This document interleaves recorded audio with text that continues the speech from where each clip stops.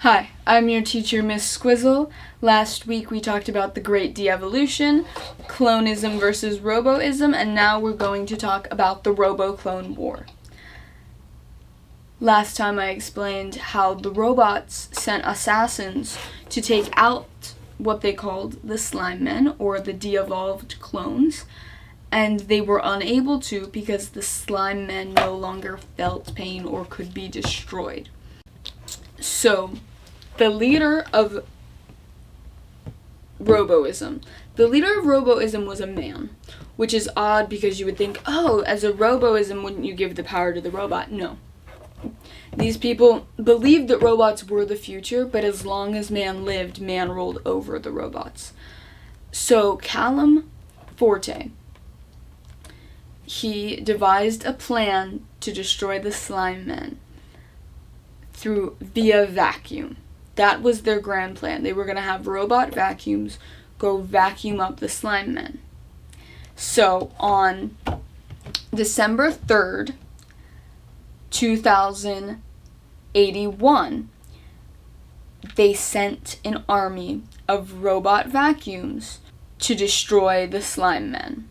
But what happened was very, very poor oversight on Forte's part, because they vacuumed up all the slime men. It looked like the battle was over.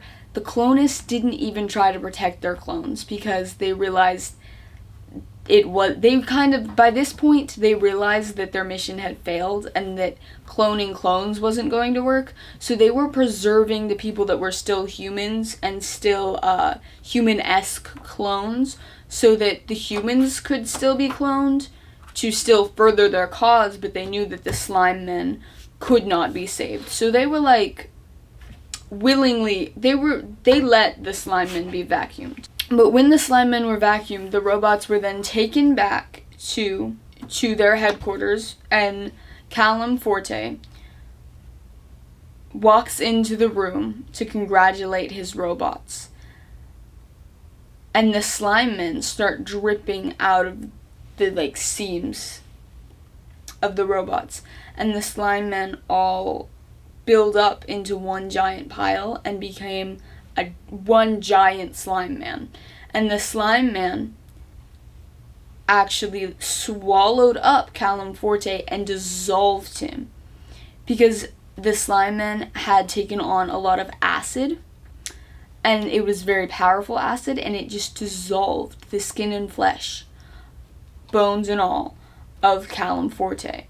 So, the second in command, Veronica Myers, considered this an assassination. She thought that the clonists were after them and had sent this as an assassination. The clonists did not even know this had happened. They had thrown out the slime men. They did not care. They didn't know it happened. But Veronica Myers saw it as an assassination. So she rallied her troops to go after the clonists, not the slime men anymore. These are the real people. So that is the event that started the Robo-Clone War. So Veronica Myers was on the side of the robots. She was their leader. And then on the side of the clonists, we have a man called Raphael Margee.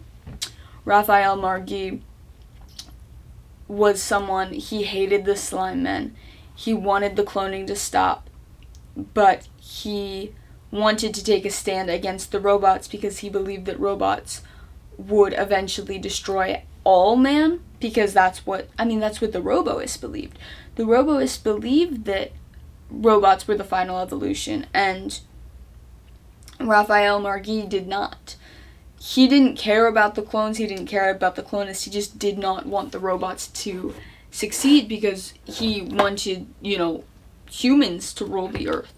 So he fought Veronica Myers with an army. This is when things get very unethical, because in order to have numbers to match the robot numbers, Raphael Margee did create more slime men. And that is one of my least favorite parts of history. No one likes to talk about when they made more slime men just to fight in their war. Very unethical. That should not have happened to anyone. But the robots and the slime men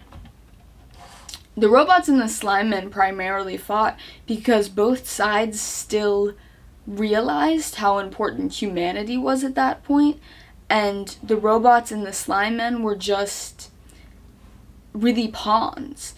They were things that could come close to humans but could never reproduce as efficiently or as well, because the robots were controlled by humans and the slime men were not human. So the slime men also could only reproduce via cloning. They didn't have any other reproduction. Same with the robots. They couldn't be created any way other than being made. So the robots can't reproduce within themselves, and neither can the slime men. So at this point, they are just like toy soldiers. So the humans are sitting back and just kind of watching these two pawns fight each other. Now this war lasted about, I think it began in December 2081 and ended in August of 2084. It only lasted that long because people started selling tickets to watch the Slime Men robo fights. Throughout the war, it progressed from an actual battle to just something that they would view as like it was a spectacle. They kind of forgot what they were fighting for and both agreed on the fact that they need more humans, so they just let these two entities fight. But then it became profitable to keep creating more to let them fight because they could sell tickets. So the war officially ended in 2084, but then there became sort of a black market version of the battles that were still being sold, and the government was still getting the money. They said they didn't know about it. They said it was unethical. They deemed it wrong. They sent agents to stop it. But they were behind it the whole time, and they let the robos and the slime men fight. I hope you got all that, because the Robo-Clone War was no joke. Awful travesty, and I hope you got something from it. That's all for today's lesson. Goodbye.